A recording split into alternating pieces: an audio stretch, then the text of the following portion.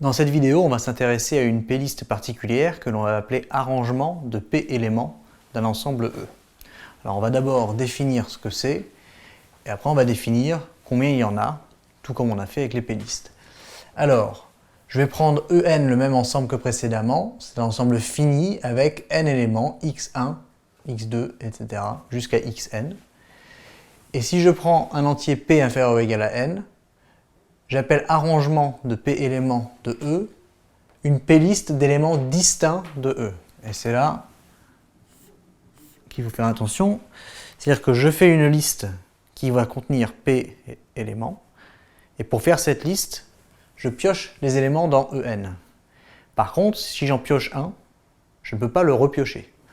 Donc, c'est une plist d'éléments distincts de E. Par exemple, ici, x1, x2, x4, x1 et une 3 liste de E4.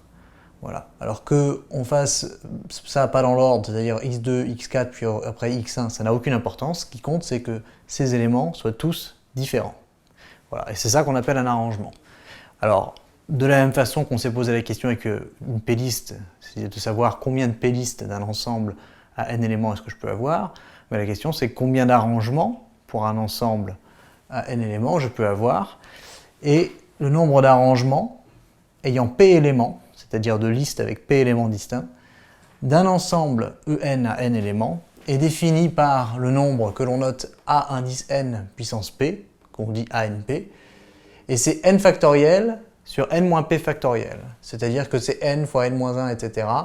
Simplement, puisque j'ai n-p factoriel au dénominateur, le produit s'arrête un rang avant n-p, c'est-à-dire à n-p plus 1. Voilà, donc les deux définitions sont équivalentes. Évidemment, si vous avez des valeurs numériques, c'est très simple, 5 factoriel sur 5 moins 2 factoriel, ça fait 5 factoriel sur 3 factoriel, vous pouvez trouver très facilement. Mais alternativement, vous pouvez utiliser cette définition-là, c'est exactement la même chose.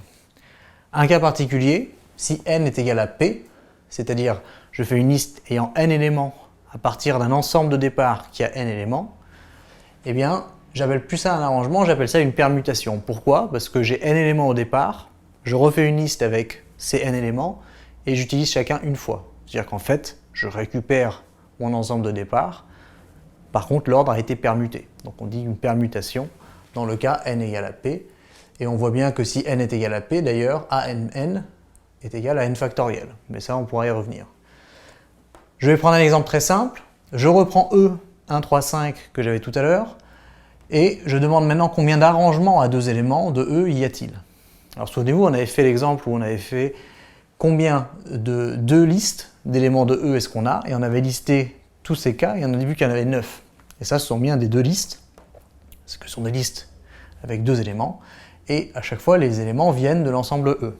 Par contre, lorsque je parle d'arrangement, je n'ai pas le droit à certaines plistes, en l'occurrence ici il y a deux listes, je n'ai pas le droit à la répétition d'éléments. Donc je n'ai pas le droit à 1, 1, 3, 3 ou 5, 5. Par contre, tous les autres conviennent, aucun problème. Et j'en ai 6, et je peux vérifier. J'ai trouvé 6. Est-ce que A, 3, 2, c'est bien égal à 6, on reprend la définition, n vaut 3 puisque c'est le cardinal de E, et 2, c'est ce que je vais faire une deux listes, un arrangement pardon, de deux éléments, et donc ça va me donner quoi? Ça va me donner 3 factoriel sur 3 moins 2 factoriel, et ça c'est égal à 3 factoriel sur 1 factoriel ça fait 1, donc ça fait 3 fois 2 fois 1, et ça fait bien 6, ce que j'ai retrouvé ici. Voilà. Alors attention, une dernière chose, une dernière remarque, ça veut dire que la liste 1, 3, ça n'est pas la même chose que la liste 3, 1. C'est-à-dire qu'il y a quand même un ordre qui compte. Lorsque l'on fait des arrangements, c'est normal, si c'est un arrangement, on met de l'ordre, et donc 1, 3 n'est pas la même chose que 3, 1. Souvenez-vous-en, on verra la différence dans quelques vidéos avec les combinatoires, où il n'y a aucune notion d'ordre dans les listes que l'on crée.